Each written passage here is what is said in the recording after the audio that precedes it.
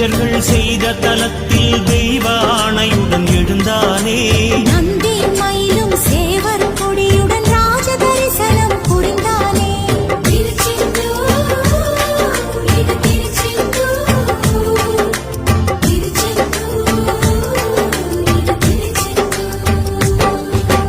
நீலக்கடல் அலைகள் நிரம்பத்தாலாட்டும் திருச்செந்தூர், இது திருச்செந்தூர்.